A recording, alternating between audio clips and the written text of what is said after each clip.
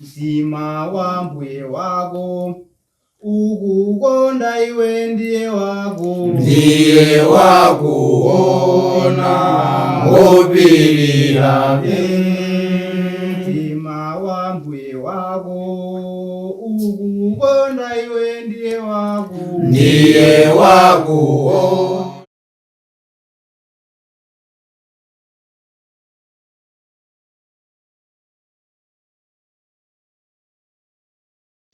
Tikulandire programu yathu yakudziwa baibulo langa imene ndine Mawa Mvinjiro Kondwe.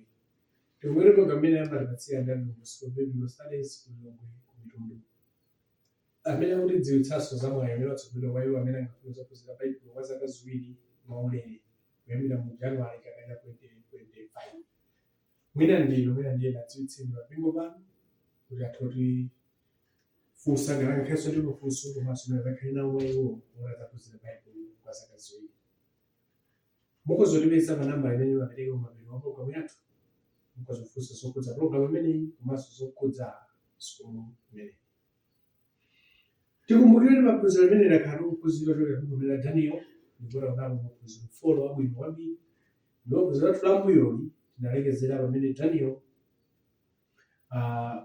ali kumene kudzata kwezedwa udindo kwa satana zake aja, ndipo mfumu yakonza fano la golide limene aliyense amene loleramira, ndipo tipeza Shadraki, Meshaki komanso Abednego akanenezedwa kwa mfumu kuti amenewa sanalambire fano limeneli atamva chimodzi mwa zida zimene amanena kuti akaziva azichitapo kanthu. Ndipo ndaphunzira bwino komanso ndaona maphunziro abwino ofunikira kwa inu ndi ine. Tinalekezera mu chapter 3 verse 12 ndipo phunziro lathu lero tiyambira chapter 3 verse 13 mpaka verse 30 pamene tipitiriza kuti nkhani imeneyi inawathera bwanji zathu aja anenezedwa mfumu yamva Shadraki, Meshaki ndi Abednego zooneka kuti abalamula tsopano. Kodi kubalamula kwawo kusamvera kwawo zinawathera bwanji? Tiyeni timalizeni chapter chimenechi pakuona nkhani imeneyi. Tikumbukire kuti anthu amene anazingidwa pa mlandu umene umatengedwa ngati wowukira, kuti awa ndi anthu amene alowukira ndipo awukira mfumu ya ku Babuloni Nebukadineza. Chimene chinachitika ndi choopsa kwambiri kuwukira Nebukadineza, chifukwa anali munthu kapena mfumu yamphamvu kwambiri. Mu chapter 3 verse 13 anayamba kunena kuti pamene Nebukadineza mkwiyo ndi ukali wake pamene Nebukadineza mkwiyo ndi ukali wake anawawuza abwere nawo Shadraki, Meshaki komanso Abednego, ndipo anabwera nawo amunawo kwa mfumu. Akuti mfumu inamva zokuti anthu amene anawukira inawayitanitsa, koma sinayitanitse kuti inawayitanitsani ndi mkwiyo. Ambiri tudziwa munthu akakwiya sikumakhala kulankhula bwino. Ndi mfumu ndi mkwiyo wake inati amene wabwere kunotu, ndipo inawayitana kuti abwere, koma anawayitana ali mkwiyo waukulu komanso ndi ukali, kuti zoona mu dziko lino pali munthu amene angandiwukire.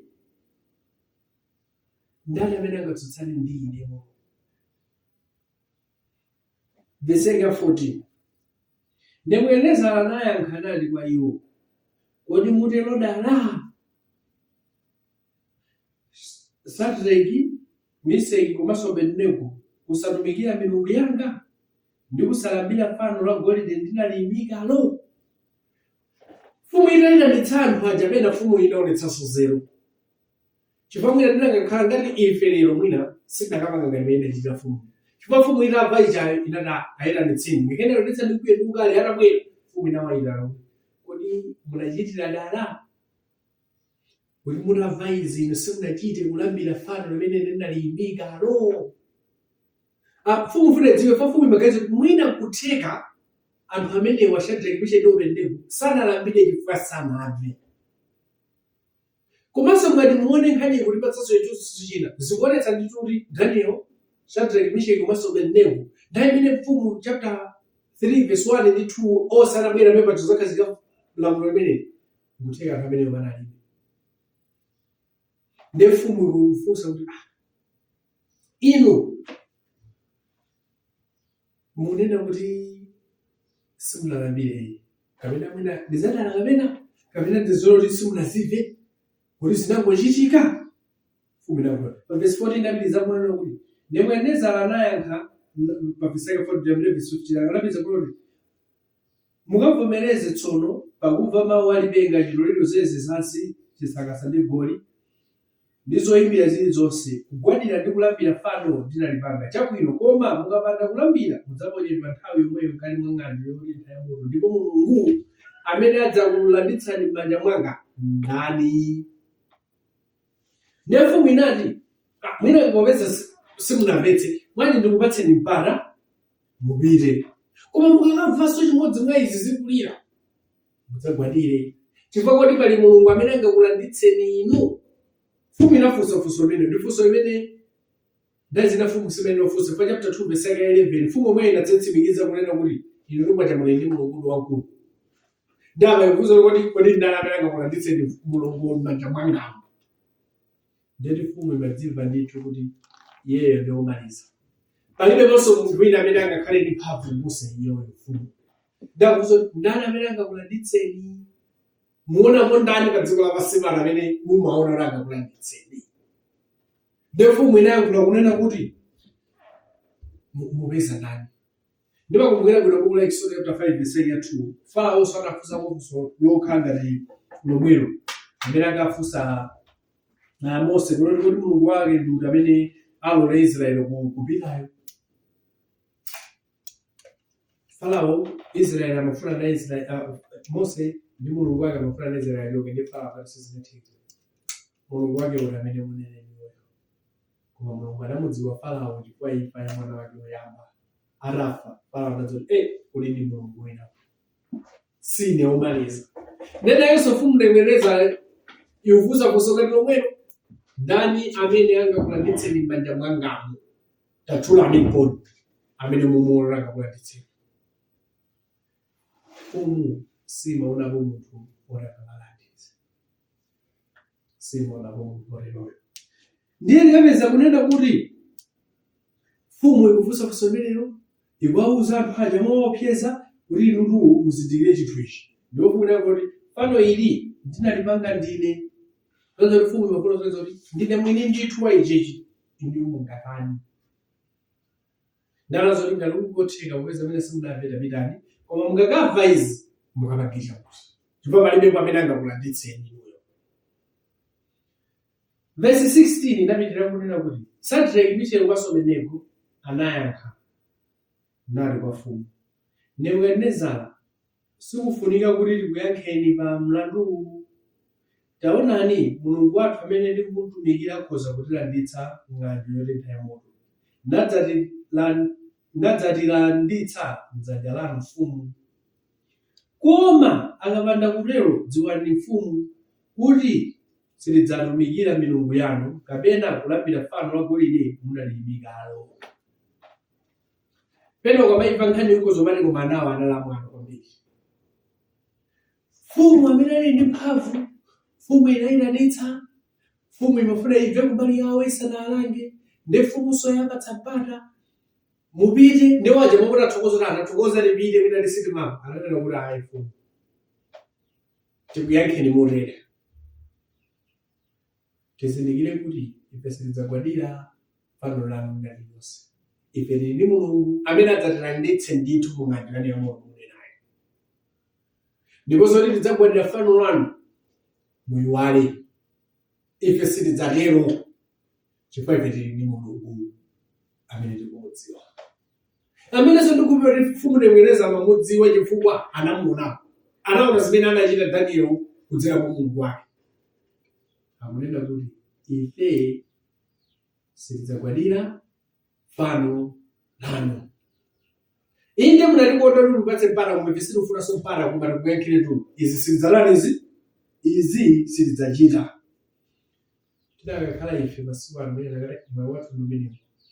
Mene ndipatsa mpata ndingakapochedwa ng'anjo ya moto. Ulendo wina ndidzagwadira. Koma Shadraki, Meshaki ndi Abedenego anati ayi. Ngati muona ngati ulipita munthu tifuna mpata muyiwale. Zimenezo sizidzatheka, sitidzachitanso, sitidzapanga zimene muziganizanso. Pa verse ya 19 Pamene Nebukadinezara anadzazidwa ndi ukali ndi maonekedwe a nkhope yake anasandulika Sadraki, Meshaki komanso Abedenego. Anayankha nati asongeze ng'anjo kasanu ndi kawiri kuposa umo amasonkhezera. Mfumu ija inakwiya nawo anthu amenewo.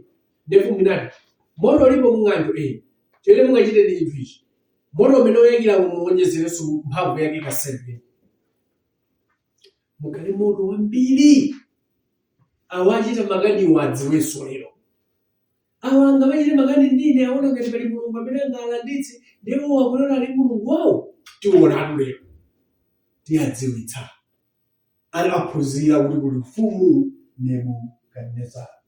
Verse 20, nawuza amuna ake amphamvu akhamu lake la nkhondo amange Shadraki, Meshaki komanso Abedenego ndi kuwaponya ng'anjo yotentha yamoto. Ndaloti amene angamange awo asakhale anthu wamba, koma amuna amphamvu ankhondo asilikali onenoti palibenso zoletsa apulumukapo munthu pano. Fo akakhala mwina anthu amba akuzopulumuka kuthawa, koma ndifuna asilikali amene adzapite ntchito iyi. Ndakuti akapirati asilikali kuwagwira ndi kuwamanga. Pa verse 21, pamene pamunawo anamangidwa ali chivalire zofunda zawo ndi mala yawo ndi nduwira zawo ndi zovala zawo zina, naponyedwa mkati mwa ng'anjo yotentha yamoto. Akuti pokaponya anaponya mng'anjo yamoto ali chivalire ndithu.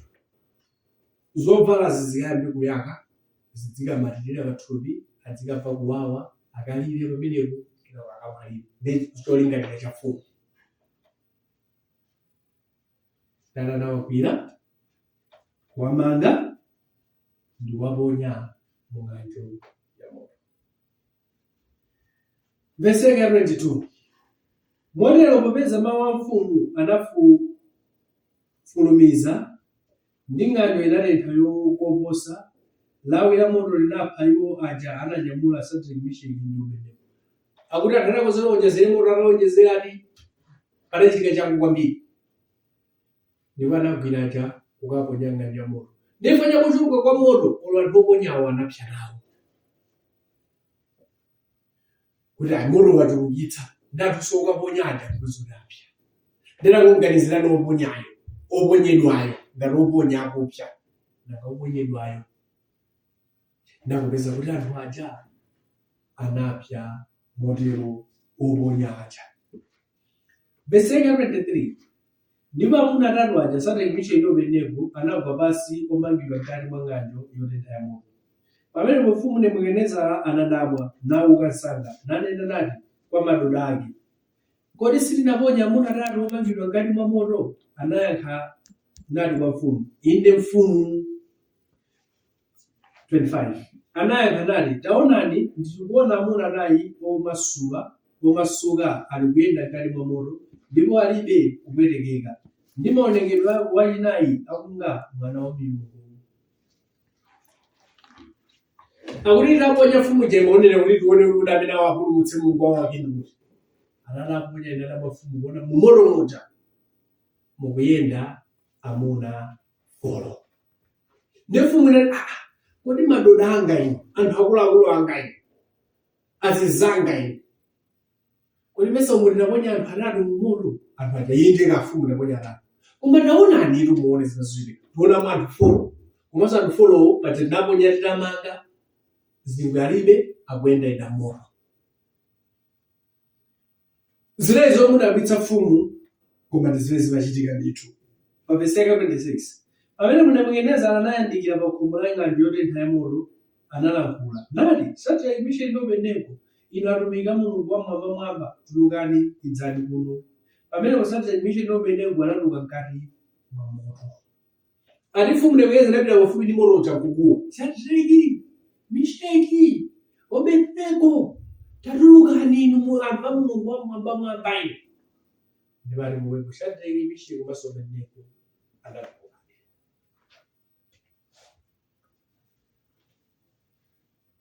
Mfumu inaona zinthu zoti sinaona. Inadabwitsika kuti kodi izi zuchitika ndi pamaso panga izi kodi zenizeni. Pa verse 27, ndipo akalonga akazembe ndi ziwanga ndi madoda a mfumu anasonkhana, anaona amunawa kuti moto unalibe mphamvu pa matupi awo, losawauka tsitsi la pamutu pawo ndi zofunda zawo zosasandulika. Fungo lomwe la moto losawawomba. Kana akutuluka moto akupezeka chili bwinobwino chimene alibe ndi zingwe zokha zimene analowa nazo. Koma kuti chovala chawo lotsitsi sinapye. Olo kapena kafungo ka moto nthawi zina Mulungu akhala kumoto mapeka utsi. Ali kapena kafungo ali ndithu. Ndana jalonda mwesiko inu mpaka fungo lomwe anthu wanga mtundu osamveka mfungo komwe. Akuti izi zinawadabwitsa anthu ake. Pa verse 28 nemwendeza ananena nati alemekezeke Mulungu wa Shadraki, Meshaki ndi Abedenego amene anatuma uthenga wake napulumutsa atumiki ake okhulupirira iye, nasanduliza mawu a ine mfumu, napereka matupi awo kuti asatumikire kapena kulambira mulungu wina yense koma Mulungu wawowawo. Akuti mfumu apa tsopano kachiwiri kukayankhulanso moti anthu amapembedzani Mulungu wawo. Tikubwera Danieli atatanthauzira maloto, mfumu inayankhula zomwezo. Apa Shadraki, Meshaki ndi Abedenego atatulukanganya moto, mfumu yankhulanso zomwezo. Mfumu imadziwa ndithu kuti pali Mulungu woona. Koma chifukwa cha mtima wodzitukumula, mtima wodzikweza, umayilepheretsa kuno pakati kuno. Ndinozinso ife masiku ano amene amene chilungu amapatsa kudziwa ndithu. Koma ife ine ndinasolowera izi, ayi ine uma izi, zimenezo ndamva zora koma iye ayi ndasolowera izi. Mtima wodzitukumula. Nebukadineza amadziwa ndithu kuti Mulungu alipo woona. Amadziwa ndithu. Zizindikiro zonse aziona. Akusankha kukhala polakwika. Akusankha kuterobe basi. Chisankho chimene mfumu yasankha kuti itero. Pa verse 29 chifukwa chake ndilamulira kuti anthu aliwonse, mtundu wonse ndi madaliro aliwonse akunenera molakwika Mulungu wa Shadraki, Meshaki ndi Abedenego adzatulidwa mthulinthuli ndi nyumba zawo zidzasandulika dzala, popeza palibe Mulungu wina koma palibe Mulungu wina akhoza kulanditsa motere. Ndipo mfumu inakuti ayesa amene adzachotse Mulungu wa Shadraki, Meshaki ndi Abedenego adzadulidwa mthulinthuli, adzalangidwa, adzaona chakudya. Chifukwa palibe Mulungu wina koma wa anthu amenewa. Mfumu pamene mafunsa chapter 3 verse 15 kuti adzakulanditseni ndani, apa mfumu yapeza yankho kuti alipo Mulungu amene adzalanditse anthu awa. Ndipo akumuona ndi Mulungu walanditsa Shadraki, Meshaki komanso Abedenego. Pa verse 30 pamene mfumu inakuza Shadraki, Meshaki ndi Abedenego dera la ku Babuloni. Sikudziwa kuti pa nthawi imene Danieli anali kuti komabe imene tikudziwa m'buku la Danieli chapter 2 verse 5 paja kuti Danieli amakhala m'bwalo la mfumu, koma pamene zimachitika zonsezi sizoti iyeyo muti mwake unaimulani. Koma ndikhulupirira kuti Danieli amapempherera azibale ake ndithu. Ngakhale Baibulo sinanene mwalikumbukire chikhulupiriro mwa Danieli, Shadraki, Meshaki komanso Abedenego mwa Mulungu wawo. Koma patikupeza anthu atatu okhawa amene anaponyedwa mu ng'anjo ya moto. Pamapeto pake inatha bwanji? Anatuluka opanda kupsa, olo osamveka utsi kapena fungo la utsi kunali moto. Chachititsa zonsezi ndi chani? Mulungu wawo. Mulungu wawo wapulumutsa. Apanso pali maphunziro ambiri amene ndinaphunziramo pamene tikufika kumapeto kwa chapter chimenechi, chapter 3, pamene taona Daniel, taona amene azizake a Daniel, Shadraki, Meshaki komanso Abedenego amene apulumutsidwa mu ng'anjo ya moto. Phunziro la amene kaphunziramo ndi inthu ichi. Ndayi zina kudzikumula kumaononga zinthu ndithu. Mfumu Nebukadineza madziwa ndithu kuti Mulungu ali mmodzi mu Daniel, Shadraki, Meshaki ndi Abedenego, koma imasankha kusamvera basi. Anthu ena amene akapse osalipo chilungamo sanachite kumafuna anasankha kukayika basi. Phunziro lachiwiri, pena ndi bwino kufunsa usanayankhule kuti umvetse. Tinaona mafumu ija ilenetsa Shadraki, Meshaki ndi Abedenego sinakufika walanga nafunsa kuti chakuda chani. Ndafuna iwa ndi okha janalo layi. Suti ndaiwalayi koma ndinasankha.